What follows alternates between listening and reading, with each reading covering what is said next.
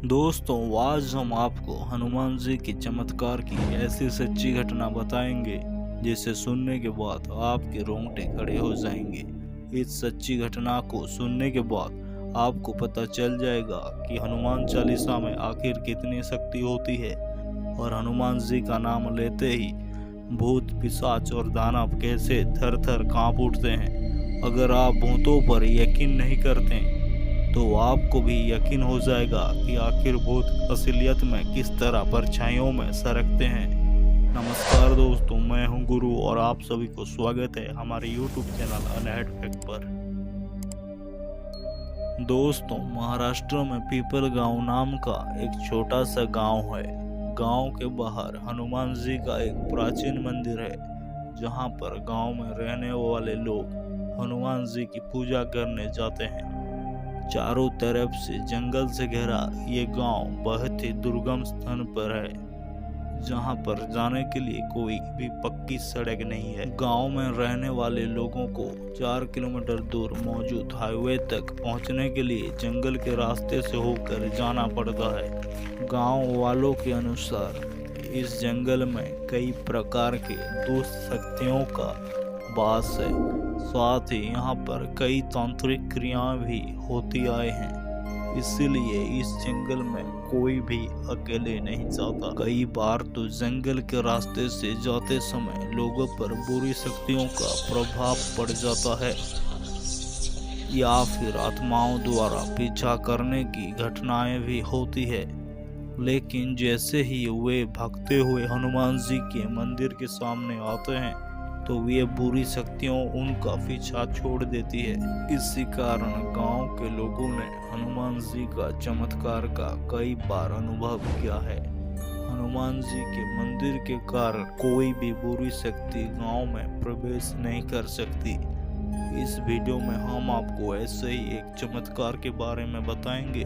दोस्तों, उसी गांव में रहने वाले माधव के साथ एक ऐसा हादसा हुआ था जब हनुमान जी ने स्वयं उसकी रक्षा की थी। माधव गांव में अपने माँ बाप के साथ रहता था और वो हर रोज हनुमान जी के मंदिर में जाकर हनुमान जी की पूजा करता था।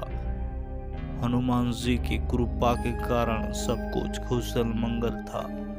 माधव मेहनती व्यक्ति था, इसीलिए वो हर रोज कमा के परिवार का पेट पालता था।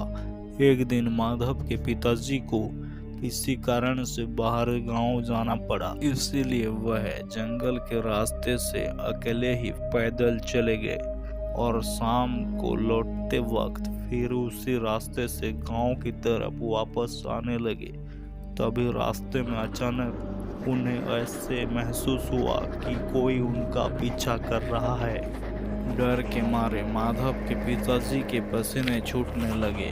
वह दौड़ते हुए गांव में वापस आ गए, लेकिन गांव में पहुंचने के बाद उनकी तबीयत अचानक से बहुत ही खराब हो गई। पिता का खराब तबीयत को देखकर माधव बहुत ही चिंता में पड़ गया। गांव वालों ने माधव को वैद्य को बुलाकर लाने को कहा, लेकिन रात बहुत हो गई थी और जंगल के रास्ते से रात को जाना बहुत ही खतरनाक था। रात के समय जंगल में बुरी शक्तियों का प्रभाव अधिक रहता है, इसीलिए उसकी पत्नी माधव को जाने नहीं दे रही थी। लेकिन माधव को हनुमान जी पर पूरा भरोसा था, इसीलिए उसने फैसला किया कि वह वैदिक को लाने के लिए रात को ही जाएगा। माधव अपनी साइकिल लेकर रात के समय ही निकल पड़ा। अमावस्या की रात होने के कारण घने अंधेरा था। माधव तेजी से साइकिल चला रहा था, लेकिन जंगल के अंदर थोड़ी ही दूर जाने के बाद माधव के साइकिल की गति अचानक से धीमी हो गई। माधव को लगा अचानक से उसके साइकिल पर कोई आकर बैठ गया है। डर के मारे माधव कांपने लगा और साइकिल को तेजी चलाने के लिए जोर लगाने लगा। माधव जितना जोर लगाता साइकिल उतनी ही ज्यादा भारी होने लगती। थोड़ी दूर जाने के बाद एक पीपल के पेड़ के पास अचानक जोर से कुछ फूटने की आवाज आई। और साइकिल रुक गई। माधव ने साइकिल से उतर कर देखा कि साइकिल का टायर फट गया है। माधव पैदल ही साइकिल को घिसते हुए चला गया। तभी अचानक से उसे किसी ने आवाज लगाई, रुक जा माधव, मैं तुझे आगे नहीं जाने दूंगा।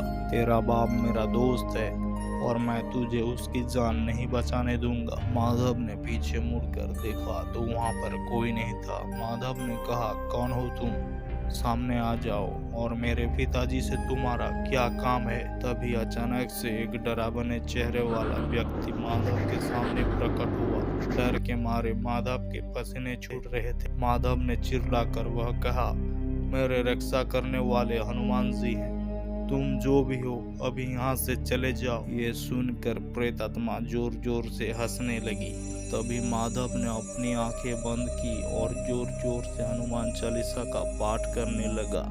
और फिर अचानक से आसमान से एक जोर की बिजली कड़की और जंगल का वातावरण एकदम से शांत हो गया। माधव ने अपनी आंखें खोली तो वह प्रेत आत्मा वहां से जा चुकी थी। फिर माधव दूसरे गांव में जाकर वैद्य को लेकर वापस लौट आया और हनुमान जी का मंदिर का सिंदूर अपने पिताजी का मस्तक पर लगा लिया। उसके पिताजी भी पूरे तरह से ठीक हुए और गांव वालों ने मिलकर हनुमान जी को नमस्कार किया। आज भी गांव वाले हनुमान जी को बहुत मानते हैं। तो दोस्तों, आपको ये घटना कैसी लगी कमेंट्स बॉक्स में अपने राय जरूर बताएं। और अगर आपके पास भी कोई ऐसी सच्ची घटना हो तो हमें जरूर बताएं ताकि आपके वीडियो भी इसी चैनल में कोई देख सके। धन्यवाद।